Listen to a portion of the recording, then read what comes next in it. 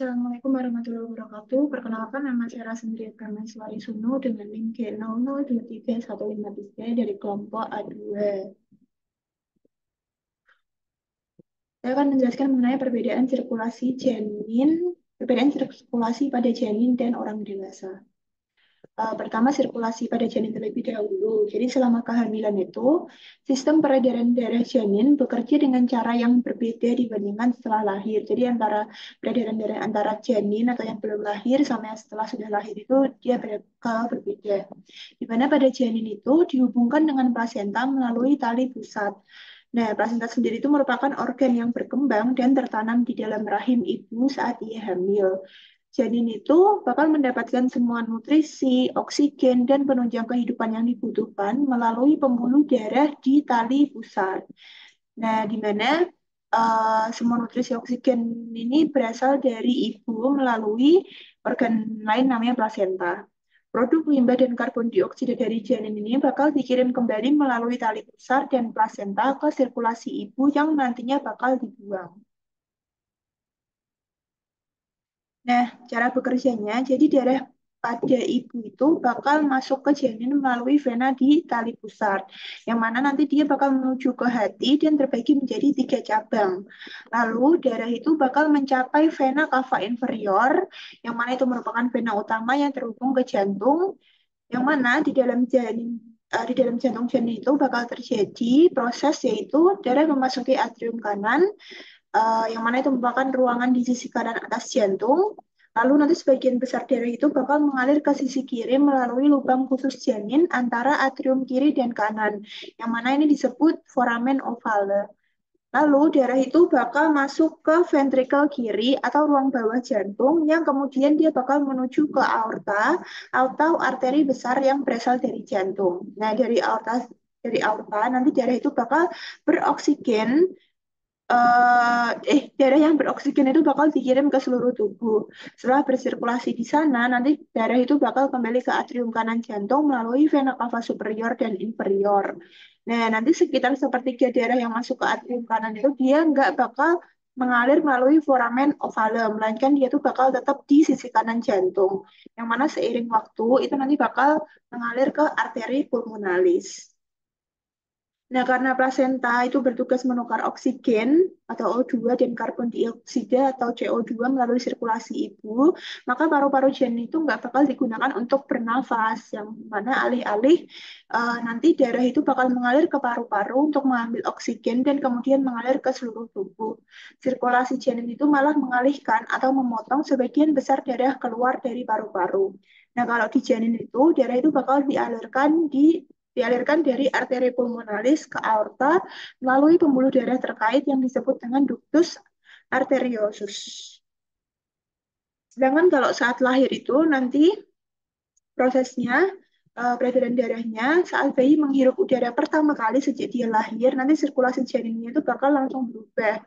Sejumlah darah dikirim bakal dikirim ke paru-paru untuk mengambil oksigen. Nah, karena ductus arteriosus itu udah nggak diperlukan lagi, maka ductus arteriosus itu bakal mulai layu dan menutup. Nah, ductus itu menutup pada beberapa hari pertama di kehidupan, yang mana ductus ini tuh bakal bisa tetap terbuka lebih lama pada janin yang atau pada bayi yang prematur. Lalu sirkulasi di paru-paru itu bakal meningkat dan bakal lebih banyak lagi darah yang mengalir ke atrium kiri jantung. Nah, peningkatan tekanan ini tuh bakal menyebabkan foramen ovale menutup. Lalu darah kemudian bakal bersirkulasi dengan normal seperti orang-orang dewasa. Terus kelainan kongenital yang bisa terjadi itu pertama ada PFO atau Patient Foramen Ovale. Yang mana Patient Foramen Ovale itu adalah kondisi di mana lubang di jantung yang tidak menutup sebagaimana mestinya setelah lahir.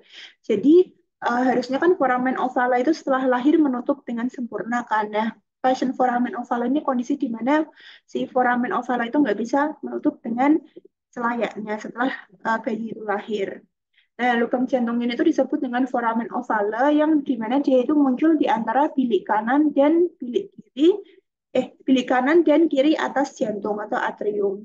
Nah, foramen ovala sendiri itu biasanya menutup dengan sendirinya semasa bayi. Jadi nanti di antara atrium kiri dan atrium kanan itu bakal ada lubang, yang mana lubang ini tuh bakal lubang ini disebut dengan foramen ovala, di mana dia tuh bakal menutup dengan sendirinya waktu bayi itu udah lahir. Nah, patient foramen ovala itu adalah kondisi di mana lubangnya itu nggak bisa menutup dengan seharusnya. Terus ada patient ductus arteriosus atau PDA, di mana patient ductus arteriosus atau PDA itu adalah suatu kondisi medis pada bayi yang mengalami kelainan pada pembuluh darah di jantung. Yang mana umumnya waktu bayi dalam kandungan itu bakal ada suatu pembuluh darah yang menghubungkan aorta dengan arteri pulmonalis yang disebut dengan ductus arteriosus yang sudah saya jelaskan. Nah, setelah bayi dilahirkan, ductus arteriosus ini tuh harusnya menutup secara otomatis dalam beberapa hari. Kenapa dia menutup secara otomatis? Karena paru-paru bayi itu dia bisa mulai bekerja untuk mengisi oksigen darah, jadi ductus arteriosusnya itu udah nggak dibutuhkan.